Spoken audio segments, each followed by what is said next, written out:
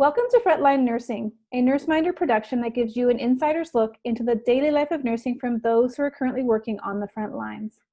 Whether you're considering nursing as a profession, you are a student already, or you are a nurse looking to transition towards a new patient population, this show will give you some behind-the-scenes information to help you guide your career. Today on Frontline Nursing, we are joined by Dallas O'Donoghue, an LPN who has been working in the field since 2016. She has a wide variety of experiences, and we are excited to have her on the show today. Welcome, Dallas. Hello. Hey, so let's first of all just get started. I'd like to hear people's origin story and what brought you to nursing. How did you know nursing was going to be your career path?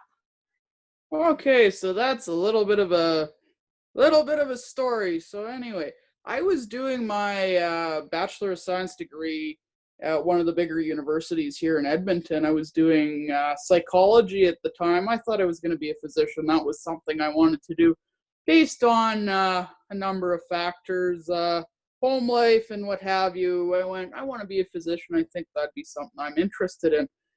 Well, through life, you discover different things. I joined the military in 2011 in the medical field as a medic. And found that I liked more patient contact. And I found out what nurses actually did, and it was a completely different thing than actually what you see on TV. So I went, hey, maybe I'll try and get into an RN program. So in around September of 2012, I applied to get into a nursing program. Well, that didn't work out so well. I got in initially, and of course, when you're doing fourth-year courses, you discover these are a little bit more difficult than we thought. Okay, our marks went down a little bit, so found myself finishing my psych degree, and okay, now what am I going to do? I'm at the end of this road. What's the next avenue? So again, looking for healthcare-related professions, including lab tech and what have you. And I went, okay, maybe I'll be an LPN. That can segue into RN later on. So that's where I started in January of 2015. And the rest is history. I've worked in a couple different places since that time. Actually, I started as a porter in a merge department in a large center here in Edmonton, which led me into my first job, which was emerge nursing again. I learned a lot there. With the different skill sets, I learned how to do, from the military, I learned already how to do ECGs, how to do lab draws, which was really condensed, as they call in the military, education by fire hose. Like you retain a lot of information very quickly.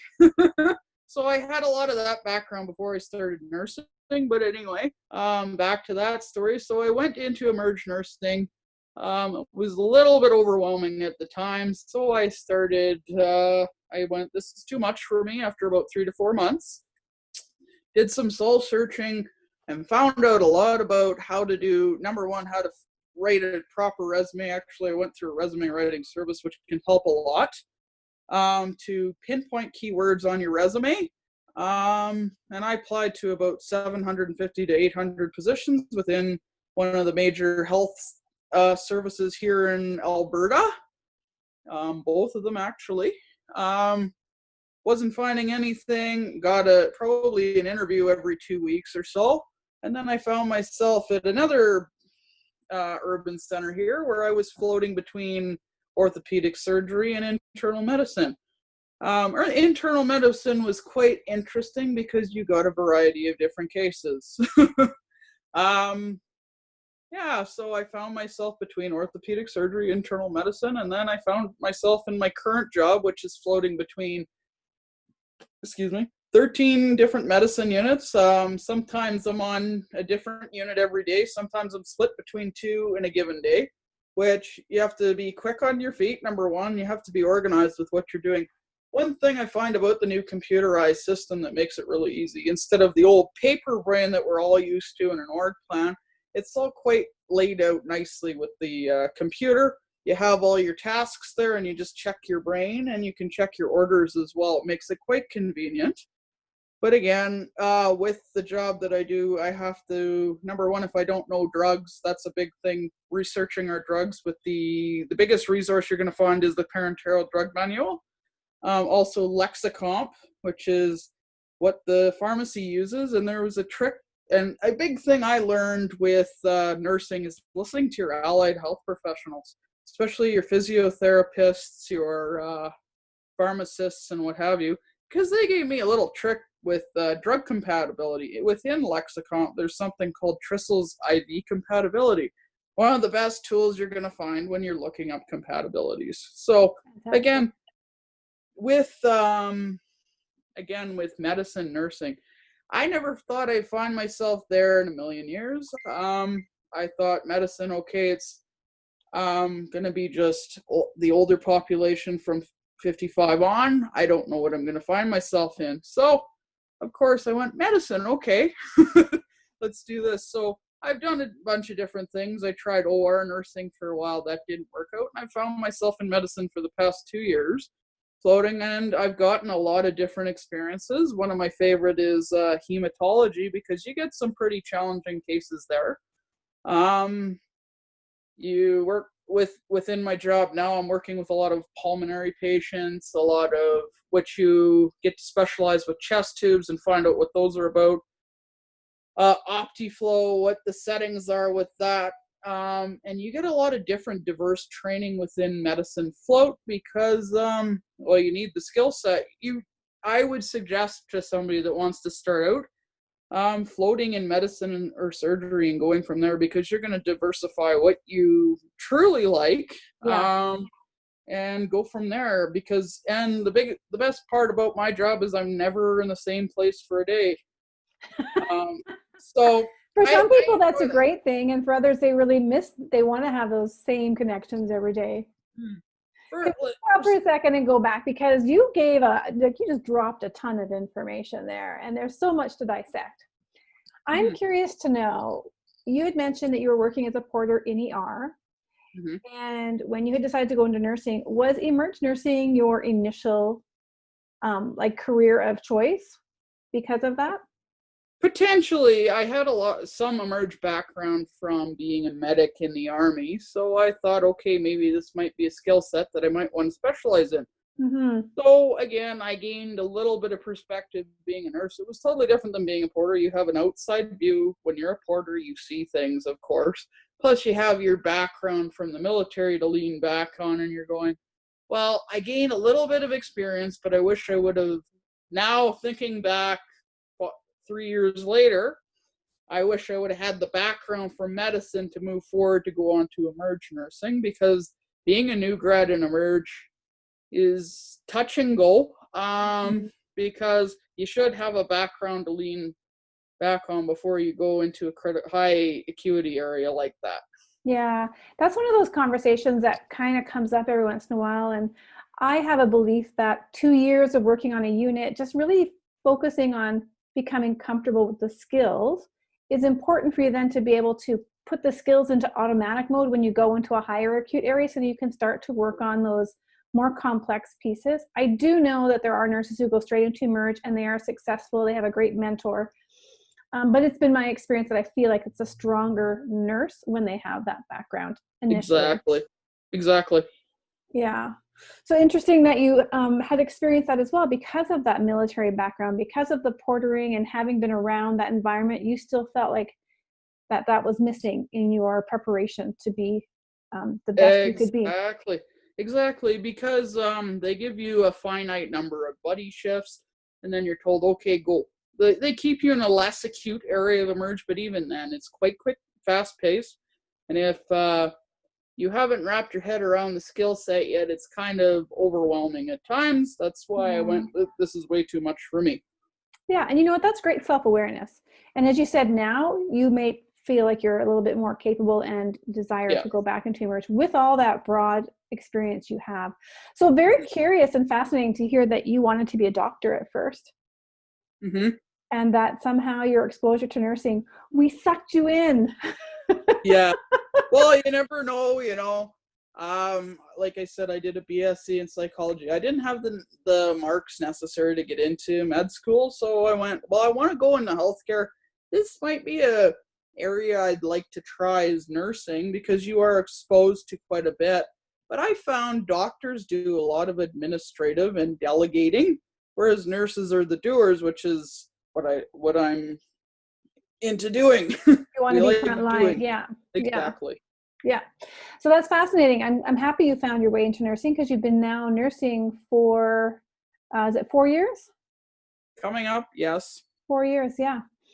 Now, how helpful has your psych degree been in nursing? I'm curious about that combination. So I'm thinking back, when we get a psych patient on a medical floor, they are often not, they don't get the best psych care. They get really great med care, but the psych kind of is a little bit off to the side, only because we don't have that developed skill set. Mm-hmm. So again, I that was my major. I concentrated mainly on psychopharmacology, behavioral psychology, and what have you, and neuropsychology. So having that background really kind of helps seeing the practical side of it and seeing what the manifestations are within the population. When you see that, you can be more empathetic with their care and spending more time, because with the psychiatric and the mental health population, you do have to spend a lot more time taking care of those folks, because they may present differently, especially with how they experience pain and how they experience and articulate what they're telling you. You have to ask them in a very specific way. Same thing with, I find with dementia patients. Again, you have to spend the time and articulate your message in a very specific way to understand what they require and what they would like. Because you have somebody that's throwing all their clothes all over the place, and you're going, okay, how do I help them now? And Right? articulate what I want them to do so that they don't hurt themselves or hurt me, number one, and so that we don't find ourselves in a physical struggle. Again, just having that background really helps to try and figure out what exactly is going on mentally, so I can help them the greatest I can and be the patient advocate for them. Do you have a particular strategy that really works well for you in those situations? I'm thinking, like, I'm going to share a little story here. I remember working in a medicine floor. Yeah. No, it was burns and plastics. And one of my patients had a psych history. And I'll tell you what, I'm pretty black and white in some ways. In other ways, I have a lot of flexibility. But when it came to medication admin, there's the term clock watcher. I'm not a fan of it, but it certainly paints a picture of somebody who's, calling every 2 hours when the medication is due, and that tends to be a label.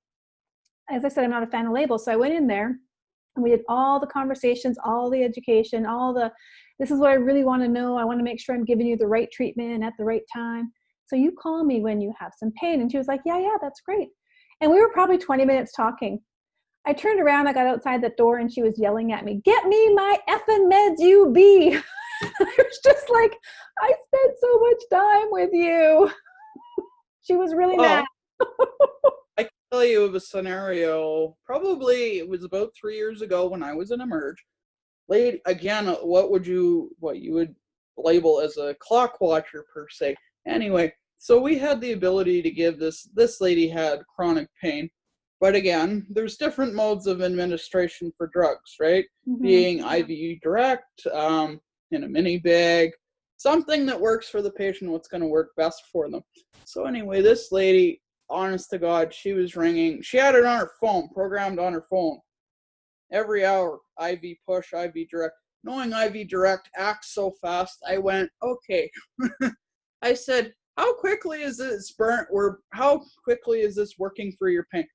Well, that's why I keep ringing. So anyway, I said, let's try this amount in a mini bag and see where it goes. Anyway, hung the mini bag. She was quiet for 3 hours, didn't ring or bother anybody, and she apologized in the morning. So just knowing the patient and knowing what they're going to ask for, instead of just going quickly to, let's just do the quickest measure, sometimes is best. Yeah. So is that your strategy then, is to engage them, especially for those who have the chronic pain and are they know their pain, they know what's going to work for them? Yeah, exactly. And giving them a little bit of pain education, because there is some older people that will say to you, I'm scared of this med, I don't want to take it. So you give them, coming from the surgery background I did before in my second job, was making sure that they know what the pain curve is and understanding that, so that they have an understanding of their pain. I said, pain is subjective. Your pain is different than my pain is different than their pain. So tell me how you experience pain and how I can best give you what you need and when you need it. That's fabulous. Finding meaning in pain, that's a big thing with folks that are older and have chronic pain. I think that's a big thing in everybody who has pain. You know, it's interesting. I've had some knee and shoulder issues lately, well, the last year. And when they ask me the pain scale, I actually find it very frustrating. And it's so new to me because we use that as a nurse all the time to try and gauge what's going on. But I actually don't like it. And I'm finding that there are some gaps in what we do as a nurse on a regular basis to really understand what our patients are going through. It's been a kind of fascinating journey for me on the other side because I'm still dealing with it. But that's a story for another day. Maybe I'll have to do my own podcast about my aches and pains as a nurse. Oh my goodness. So you've actually gone through an awful lot in your short 4 years. I mean, you've been on this last floor for the last couple. But in and out of different places. So the orthopedic hip and knee surgery, we talked about the OR, the emerge. Where else was there another one? Did I miss one other than medicine? I think that was just medicine. Those are the three big ones. Yeah, and so learning a little bit about yourself in each one of those, what were some of the challenges you've come across through your journey of nursing? And either how did you overcome them, or what would you suggest for others if they're having the same problem? I would suggest to folks, when they're picking their final practicum, because you won't know until the end, pick a broad, either surgery or medicine, because that's your best goal. Don't subspecialize until you've done those for at least a year or two.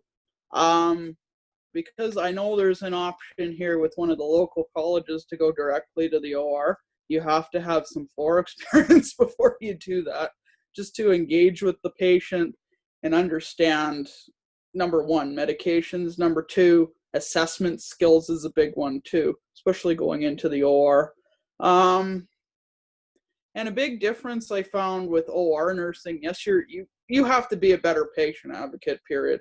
And there's different communication styles in there. I mean, I've had what are professional surgeons, they get frustrated with you or they're having a bad day and they throw things on the high stand, and you got to remind them to be safe and communicate with them. And that's where the patient advocacy piece comes in, where you're saying, oh no, that's not sterile, we got to stop and do this again. And you try and, well, that comes with the circulating role. You're making sure that everything's safe, everything's sterile. When you're in the scrub role, of course, you're the biggest patient advocate you can be with that, making sure everything's sterile. But it's a totally different world when you're communicating with a physician, another nurse, and having the patient on the table. It's totally different. So when pardon me? Then ward nursing, you mean? Yes, very much different. You have to be a better patient advocate, and you have to, the biggest thing, there's a lot of strong personalities in the OR. Sometimes the preceptor, you have to get along with them. They're with you for 3 months with the LPN.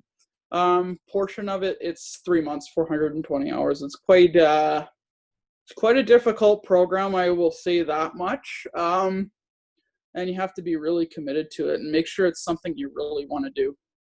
That is a challenge in knowing where you want to go for your preceptorship, because there's no real exposure at the time at which you're selecting that. I think in that process, you've done your long-term care. I don't even know if you've had your med-surg clinical at the time that you're giving your I think it's med-surg. That you're going to decide yay or nay. But what I would say is pick medicine or surgery, because you're going to get ward exposure, which is going to tell you, okay, where do I want to go from here? Because you're on one ward for 8 weeks, I believe it is now, and that's going to tell you, really, do I want to do medicine? Medicine is a good segue into anything else, because I've heard from a lot of the folks that work in ICU and beyond, they said they accept nurses that work in medicine more than they do surgery, because surgery, you're working on a specific floor, you're getting specific types of surgery, and that's what you routinely care for. In medicine, you never know what you're getting. Mhm. For example, go ahead. No, you go ahead. For example, and it depends on the physician you're working under too. You'll get discharge for patients, make sure they have everything they need, and make sure they get the education they need with prescriptions, what have you, make sure all your charting's done, and then you've discharged 4 people. This happened last Friday, for example. You've discharged 4 people, you got 3 people waiting out the door, and then you got to start rushing. One thing I found working, because some of the specialty units, you only have 3 patients. Working in internal medicine, you have to be very fast on your feet because you're spending between 5 and 10 minutes with each patient. You've done your assessment, done your vitals, then you're moving on to meds pretty quickly. It's fast paced. And one of the best things about the new system I found is reduced medication errors, because you're scanning every person and all the meds. So you still have to physically check what you're giving, because obviously medication errors, 10 writes of medication admin.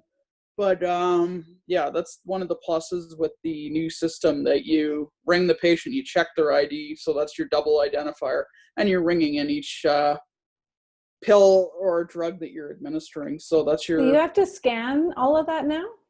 yes. Oh, that's new, since we didn't have that in the last facility I was in for my clinical group. They have not come into the Connect Care. Is that part of Connect Care? Yeah. Okay. Yeah. Oh, that's interesting. Fascinating changes. There's always growth, isn't there? Yes. Like, Yeah. for example, when I went to the OR here in September for the second time, Oh, so you went back. I did, yeah. A lot of things happened in between that we won't talk about, but anyway. Okay. I went back to the OR for some more additional training. I had left when they still had paper charting. When I came back, they sent me for Connect Care training. I went, oh my goodness, what is this? I'm going, oh, how am I going to do this? Because they've got phones now that you can scan your meds on the phone as well. It's called a rover. And it's all good training. It's a very good system overall. It enhances patient safety, which you want to do. And there's less medication errors. There's a lot less transcription errors with drugs, because it's real time and you don't have a big clunky chart that you're flipping through and everybody's fighting with. So more organization that way. Oh, that's awesome. Now, there's 2 things I want to circle back on. One is you were sharing how you think it's beneficial to go to medicine or surgery for your final preceptorship. And I will just add that when students ask me where they should go, I also suggest that. But my motivation is different. It's because that's what your NCLEX exam is based on, is medical, surgical, nursing. 90% of your questions will come from that, because that's where most people find their jobs. And so for me, I think for a student who's going out there, that is the best place to go, because it's going to set you up for your NCLEX a little bit better than a specialty unit would. And the second thing I wanted to come back to, you've mentioned this word several times, so it's really important to you, and that is advocacy. Yes. And I'm wondering if there's a story behind this, if there's an experience behind this that really has made this valuable. There's many. There's so many. Let me think. Even in my own personal family, like my dad has gone through quite a bit of stuff within the vascular world. He has had peripheral vascular disease. But anyway, he has multiple surgeries, multiple bypass surgeries. Recently, he had a amputation of his left leg. Some of the nurses at the hospital he was at, funny story anyway. So they gave him the wrong, I've told them this is what he takes. This is what he takes for pain meds. This works for him. They thought it upon themselves, okay, we're going to give him this type of narcotic. He phoned me, I think it was about 4:30 in the morning. Dallas, I'm in such pain. They gave me this and this. And I just went, really? So again, I down to the hospital and I talked to them in a very, I talked to them quite sternly. I said, what are you guys doing? How come you did this? So being a patient advocate that way for my dad, and I do that for all my patients, make sure if something is occurring that shouldn't be, and being an advocate for the families, because sometimes it's the first time in the healthcare system and they just need a little bit of help going through what they're going through, and just being there for them.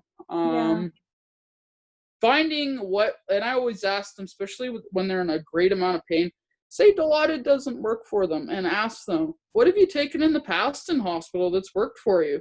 And you're really that go-between between you and the doctor. And sometimes, okay, the patient isn't working well on this med. You suggest something to the doctor. They may agree or disagree with you, but at least you've made the suggestion, and you report back to the patient, and being clear a lot of the time with what the message is, because sometimes you'll find with patients, the doctor will come in for 5 minutes, ramble on about something, some condition, some drug that they've been given, and the patient has no darn idea what they're talking about, and they're going, what? So you go, and they'll ask you, what was this they talked about? So you reiterate it in a way that they can relate to or understand, so that they get the message they need, so they can make decisions on their own healthcare. Mm-hmm. Well, that makes a lot of sense. You sharing that story about your father, about pain medication in particular, because you have mentioned pain in some of your advocacy stories earlier in this interview as well, and your strategies around understanding how their pain is treated, how they manage it. So that's a really strong connection and thread that has resonated with you, and you've made that a priority in your nursing. Yeah. Yeah. Yeah, there usually is a strong story.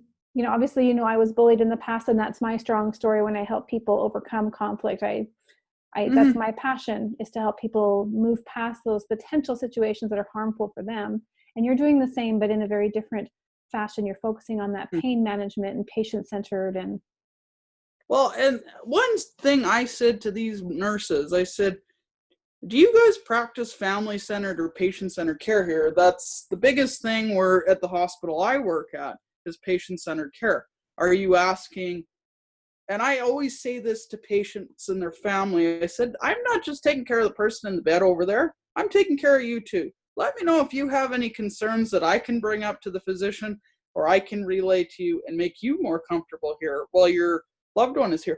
Oh, thank you, nurse. Thank you for doing that for me, because they've never experienced that before, potentially. And people forget that they're not only taking care of the patient in the bed, they're also taking care of the family that's attached to that patient. I call it the patient constellation, because really, you're not only taking care of the patient, you're taking care of their family as well. Especially when you're dealing with folks with Alzheimer's and dementia, you're dealing with a lot of families that are really concerned about their parents. Yeah, well, and it sounds like you are that family concerned about your family, right? Like you were on the other side of that, hearing your dad go through his multiple journeys. And as you were sharing that story, I did recall back to some of the stuff you had shared. We've known each other for a long time, that he's been in and out for a while, and has really been, are you his only family? Yeah. Yeah, I had thought that as well. So you really have to, step up, or. Yes. Yeah. And again, I've had families come to me with that before. I'm his only family. I'm her only family. Or now with COVID now breaking out, where there's a new visitor policy throughout every facility in Edmonton, if I'm not mistaken, that folks cannot visit their family members unless they're what they call total comfort care, or C1, or unless special arrangements have been made that somebody can be there with them. I had a family call me and say, you're their family now, you have to advocate for them and help me out. And I had somebody break down on tears on the phone. I said, I'm sorry this is going on. I'll do the best I can to make her comfortable and make sure that she has what she needs. And again, it's just, some people rush through, and I find now, coming back to medicine again for a second time, I've found taking a little bit more time with care, making sure that you're not rushing through what you're doing, and having that conversation with the patient, they're a little bit more at ease than when you're rushing through everything and just trying to get the job done and you don't care. Some people, that's what they do. Rush in, and they're very rough with the patients in pain. And then you got to remind that person, if you're working with them, slow down a little bit. Imagine yourself in this position. How would you feel? You're exposed. You probably feel quite violated. Let's slow down and not do this to the person. Yeah, I do think there's a lot of system issues that maybe lead healthcare providers to be so quick with their work that They wouldn't Mhm. normally choose that if they had all the time that they Well, would like exactly. to. Yeah. I mean, you do see it, and you're right. There are some people who it has become a job for them. They've become a little bit rough around the edges, but I think for the most part, people are just trying to survive. And Yeah. And yeah, especially with this new challenge that we faced with COVID-19, a little bit of nerves are getting frayed, a slight yeah, bit. But I mean, it's about being there for each other, trying to support what's going on and trying to support who's around you and trying to, of course, and what we're there for is to support the patients so they're not, number yeah. one, scared in the hospital, which happens especially with people with dementia, Hmm. and making sure they're not lashing out, making sure they're comfortable and they're not um, causing you harm or themselves harm, most importantly. Can be a challenging task for sure. It sounds like that advocacy is probably your secret sauce that you bring to your nursing profession. For sure. Yeah. Now, we were talking offline before we started. You'd also mentioned the military background and how that has helped you to be able to read situations and adapt your communication. Do you want to Yes, speak to that a little bit? for sure. One thing that came to the forefront when I did a lot of my military training was something called situational awareness. So, reading the situation and responding accordingly to previous skill sets that you had in the past and how you responded to them. I do that all the time. You have to read the situation. Some people are inept in that. Some people don't have a clue. I mean, I work with nurses. I remember one lady running around confused, and I said, "Let me help you a little bit. Do you need help?" And she goes, "Yes." Okay, let's help you a little bit more, and let's guide you that way. So having situational awareness and a background in whatever you're doing, and one of the biggest things I found is being okay with saying you don't know something so you don't harm somebody. That's the biggest thing. Hmm. It's okay to say you don't know so you can educate yourself, and having that situational awareness. That's the biggest one. What are your knowledge deficits and how can you correct them? Yeah, And knowing where the absolutely. resources lie. And biggest thing, knowing your scope of practice and not going outside your scope of practice. Yeah, I would totally agree. That's why I teach my students as well. When we go to clinical, that's the one thing I say.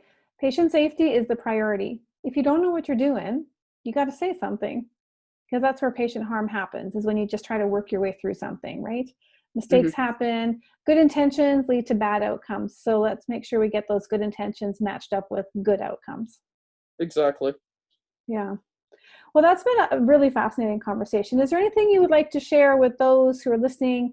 Like, what would your takeaway be for them as they either enter the nursing profession or looking to transition? Transitioning from one area to another. Research, watch YouTube videos on what you're doing, what you want to go into. Talk to people around you and see what their perspective is on where they've been and see where you want to go. Like I said, for me, I thought I was going to be an OR and ER nurse. Didn't work. I found myself back in medicine, which is fine for me for now.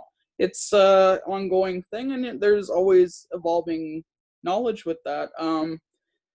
Oh, another thing, like I said before, don't be afraid to question your own knowledge on a daily basis. Have 3 questions for yourself when you come home. Do I know this? How do I solve it? And challenge yourself all the time. Learn new techniques. Talk to the physicians you work with. See if you can watch what they're doing, especially with things like chest tube insertion, which sometimes I get to watch. It's quite fascinating. Mm-hmm. Ask the nurse educators, is there anything they can show you or any perspectives on your own learning that you could do? And big thing, if you're in a float position like I am, get all the certifications you can, because you never know where you're going to use them. Mm-hmm. What kind of certifications come off the top of your head there? What are you thinking? Um, for myself, I have ITLS from the military, which is International Trauma and Life Saving. I have ECG administration, lab draws, phlebotomy that I can do. Central line access and drug administration, IV certifications. Haven't been PD trained yet, and I haven't been vent trained yet. So again, having some PD. certification, peritoneal Oh, dialysis. thank you. Haven't done that. Yeah. But there's opportunity to learn those things, it sounds like. Oh yes. Yeah. So like, and within the medicine program where I'm at, they have a intermediate care unit that you can get trained for, which isn't common, or they don't often offer that training. So again, when it comes up, being the first one to put up your hand and say yes. Were there any and being open to those opportunities. Yeah, were there any opportunities that came up as a result of COVID, where they were starting to reshuffle people? Was there any unique things that came up? Yes. Let me think. They were redeploying people. Like, I was seeing a lot of allied health following healthcare aides around. This is how we do this. This is how the Medilift works. I'm going, what the heck are you guys doing here? What's going on? So just redeployment of people. I don't know if they've reopened up any COVID specific units yet. They haven't. But yeah, having folks that were previously retired, there's been offers given to them. There's screening opportunities now that have opened up. I don't think of anything else off the top of my head. Okay. I've heard of, I tried to get in on the ICU training when Jason Kenney first announced he was going to do a little bit of advanced, accelerated training was the word for ICU. That's my background, but I've been out for so many years. I'm like, yes, I want in that refresher and put me back in the ICU. And I heard they did run a course, but I was too late to get in on it. So darn it anyways. You had also mentioned, I want to make sure we share this, about how hard it can be to get a job. Yeah. So, again, even being internal with one of the healthcare agencies, I wasn't guaranteed a job. It's just applying to everything that you can, even if it's home care to start off with, and then finding something else and just keep applying. I know how depressing it can be looking for a job. You just can't give up on yourself and just keep applying. And again, tailoring your resume to fit the job posting is a big one. That's where I went, okay, what am I doing wrong? And just educating yourself on, maybe I should submit it to a professional resume writing service and see what their perspective is. Here's my resume. Maybe it's too long. And you get it back from them and have them proofread it and decide, okay, this looks like a better resume for me. So again, and give your resume even to if you can't, or if you don't have the opportunity to submit it to a professional resume writing service, or have somebody else proofread it, because I mean, more eyes are better than one in that case. Awesome advice. Thank you so much for joining us on Frontline Nursing Podcast today. For those who are listening and would like to see the audio visual of this interview, go on over to the frontlinenursingpodcast.com. You can join up there for the membership site. You'll get full early access to the video, as well as you get the after the recording and a download that we're going to co-create just for you. Thanks for listening. Now, the fun hasn't stopped just because this interview is over. Join us at the membership site, frontlinenursingpodcast.com, where you will get the video footage of this interview and our after the recording. In addition, our guests create a download specifically designed for you. Now, if you'd like to be featured here, email me at info@tammydunnett.com and we'll get your story online.